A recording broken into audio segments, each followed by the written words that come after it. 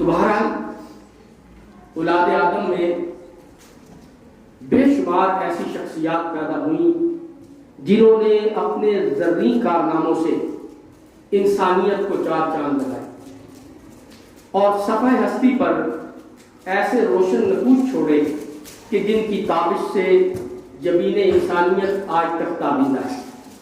بے شک ہم بلا خوف تردید یہ دعویٰ کر سکتے ہیں کہ حضرت علامہ اقبال بھی انہی شخصیات میں سے ایک کہ علامہ اقبال صرف شاعر سمجھ لینا، علامہ اقبال کو صرف ایک فلسفی سمجھ لینا، علامہ اقبال کو صرف ایک ادیب سمجھ لینا کافی نہیں ہے۔ اقبال کی زندگی کے بے شمار ایسے پہلو ہیں جو اپنے اندر معظمت و حکمت کے گوہر ہائے آبدار پوشیدہ رکھتے ہیں، ان کی طرف ہمارے بچوں کی توجہ جانی چاہیے۔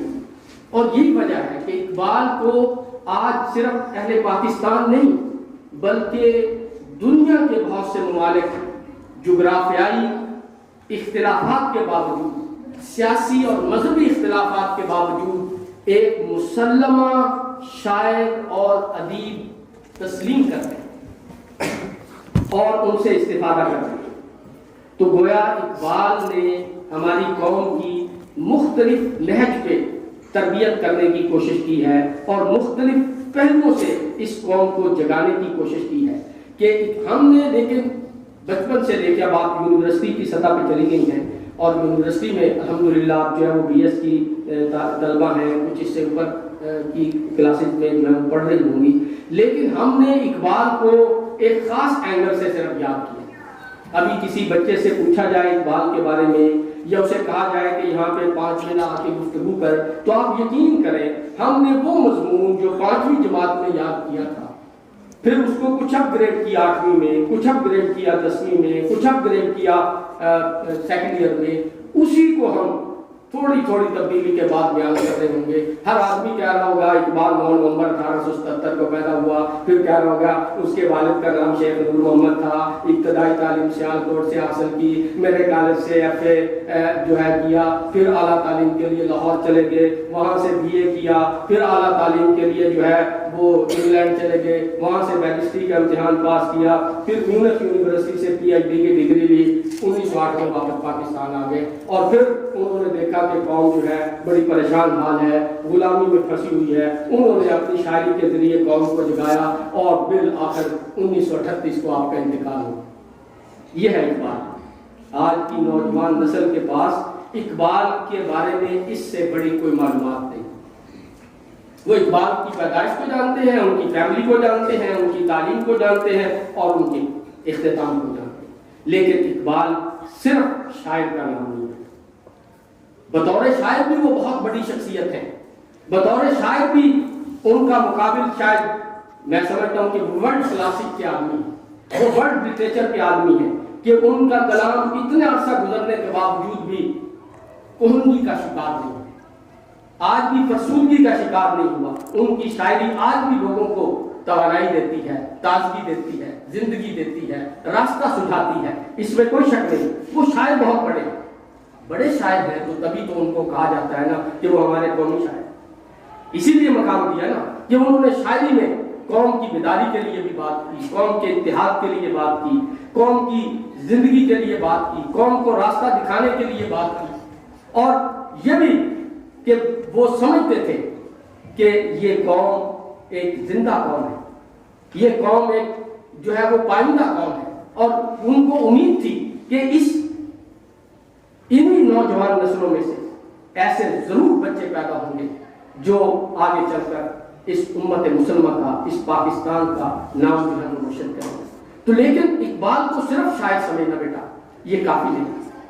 میں یہ کہنا چاہ رہا ہوں کہ اگر اقبال شاعر نہ ہوتے، صرف ادیب ہوتے، تب بھی وہ اپنی خطوط کی وجہ سے، اپنے خطبات کی وجہ سے، اپنی جو ہے وہ ریکنسٹرکشن تھاٹ کی کتاب کی وجہ سے تب بھی ان کا نام زندہ ہوتا۔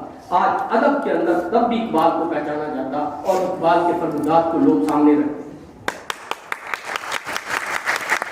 جس حوالے سے کہ اقبال کو کبھی ہم نے بطور سیاستدان، کبھی آپ نے سوچا کہ اقبال بطور سیاستدان کتنا بڑا مقام رکھتا ہے؟ میں کہتا ہوں کہ اقبال شاعر بھی نہ ہوتا، ادیب بھی نہ ہوتا، صرف سیاستدان ہوتا، تب بھی ہماری سیاسی تاریخ میں اقبال آج زندہ ہوتا۔ کہ جب تحریک پاکستان چل رہی تھی اور کوششیں ہو رہی تھی کہ پاکستان کو مسلمانوں کے لیے ایک آزاد ریاست بنائی جائے، ایک آزاد خطہ حاصل کیا جائے، اور آپ کو پتہ ہے کہ اس وقت مسلم لیگ کی قیادت حضرت قائد اعظم محمد علی جناح فرما رہے تھے، اور ایک وقت ایسا ہے کہ حضرت قائد اعظم اس قوم کے رویے سے تھک گئے، عاجز آ گئے، اور ایک فیصلہ کر لیا کہ میں پاکستان کو، اس ہندوستان کو چھوڑ کر جا رہا ہوں۔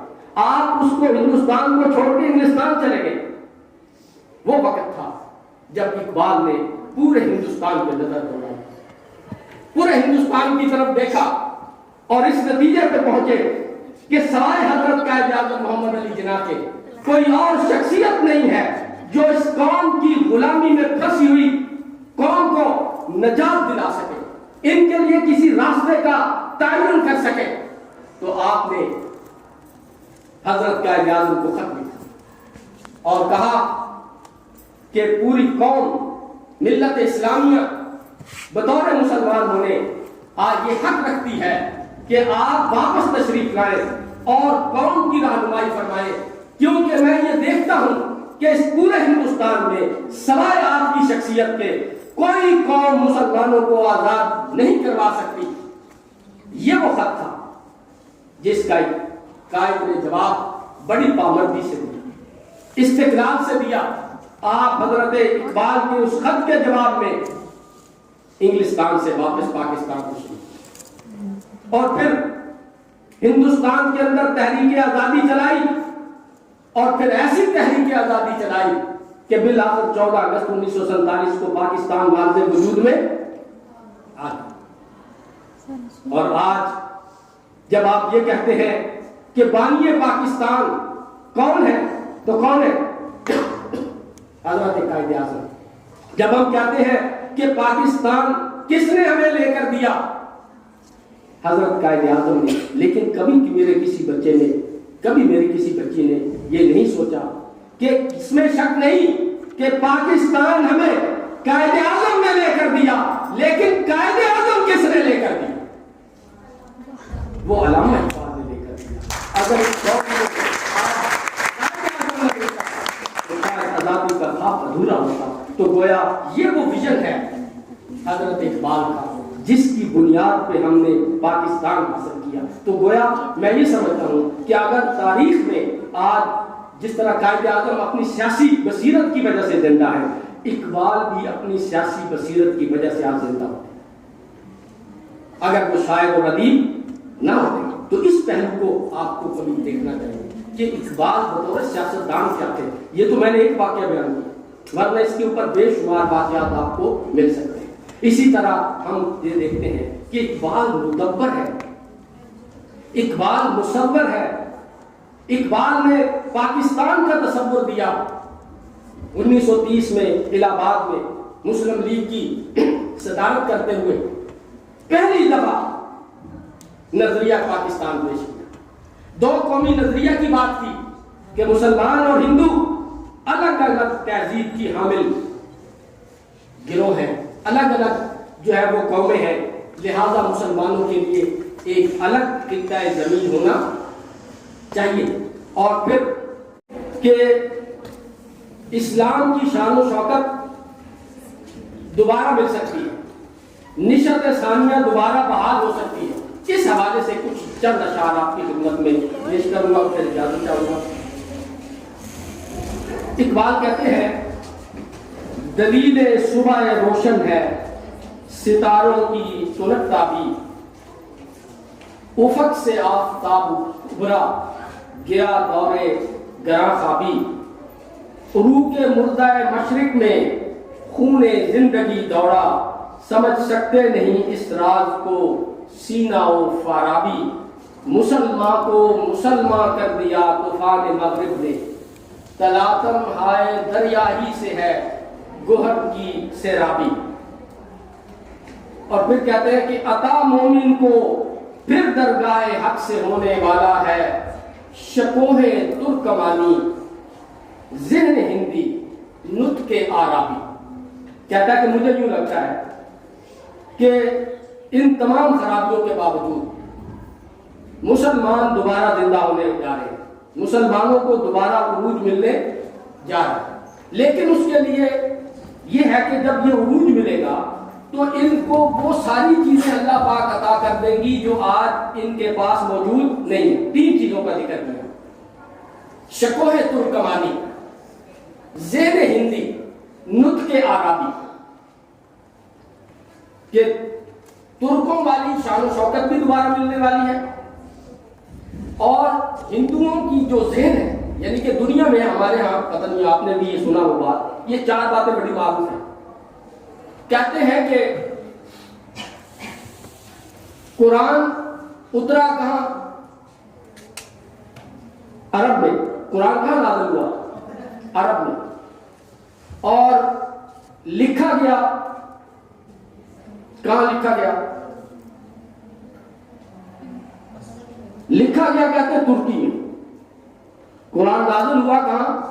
عرب میں. لکھا گیا ترکی میں اور سمجھا گیا ہندوستان میں. یہ 3 ہمارے یہاں ایک مت ہے, ایک اصطلاح مشہور ہے کہ قرآن پاک عربی میں نازل ہوا لیکن جو خطاط ہے, جو کیلیگرافر ہے, وہ ترکوں جیسے کہیں نہیں. اور جو قرآن کی انڈرسٹینڈنگ اور تفہیم کی گئی ہے, جس طرح قرآن کو سمجھا گیا ہے اور روح اسلام کو سمجھا گیا ہے, وہ ہندوستان سے بڑھ کے کہیں اور سمجھا نہیں. اور یہی وجہ ہے کہ ہندوستان کے بہت سارے اساتذہ کہاں پڑھا رہے ہیں؟ مسجد نبوی میں بیٹھ کے پڑھا رہے ہیں, بیت اللہ شریف میں بیٹھ کے پڑھا رہے ہیں. تو گویا یہ ایک مت ہے. لیکن یہاں اقبال نے ایک بات کی کہ شکوہ ترکمانی, کہ ترکوں والی شان و شوکت مسلمانوں کو اللہ عطا کرنے والے ہیں. وہ جو خلافت ختم ہو گئی تھی خلافت عثمانیہ, اس کی بات ہوئی کہ وہ جو شان و شوکت تھی اللہ تعالیٰ دوبارہ ان کو عطا کر دے گا, دوبارہ ان کو ملے گی شکوہ ترکمانی. اور پھر کہا ذہن ہندی, اور مسلمانوں کا یعنی کہ ہندوستانیوں کا ذہن کام کرے گا اور ان کو وہ عظمتیں اور وہ راحتیں اور وہ تمام ترقیاں پھر دوبارہ ملنے والی ہیں. نطق آرابی, اور جو قوت گویائی ہے, نطق آراب کا مطلب قوت گویائی. عرب کیا سمجھتے ہیں دنیا میں؟ عرب کا معنی ہے بولنے والا, فصیح, بلیغ. اور ساری دنیا کو عرب کیا سمجھتے ہیں؟ عجم. عجم کا معنی ہے گونگا. تو گویا عرب یہ سمجھتے ہیں کہ ہم صرف بولنے والے ہیں, ہمیں بولنا آتا ہے, باقی ساری دنیا ہمارے مقابلے میں گونگی ہے, ان کو کچھ بھی نہیں پتا. تو اقبال یہ کہہ رہے ہیں کہ یہ جو مسلمانوں کی شان تھی کہ ان کے پاس قوت گویائی, فصاحت و بلاغت تھی, ان کے پاس حکومت و سلطنت تھی, ان کے پاس جو ہے وہ ذہن اور جو ہے وہ ذہانت تھی, یہ تمام چیزیں جو آج ہم میں گم ہو گئی ہیں یہ دوبارہ ملنے والی. پھر اس کے بعد بہت ساری باتیں تھی اقبال نے. آخر میں صرف یہ بات کروں گا کہ آخر میں اقبال نے ایک نقطہ بیان کیا تھا, اور وہ نقطہ اگر آج ہم خود بھی دیکھیں گے تو ہمیں لگے گا کہ یار یہ واقعی چیزیں ہمیں جو ہے تنگ کر رہی ہیں, ہم میں موجود نہیں ہیں. ایک تو انہوں نے ہمیں ایک بات کی کہ ہمیں یقین نہیں ہے, ہمیں اپنے آپ پہ یقین نہیں ہے. یعنی کہ جس سے بھی ہم بات کرتے ہیں تو اصل بات یہ ہوتی ہے کہ ہمیں اپنے آپ پہ یقین ہی نہیں ہے.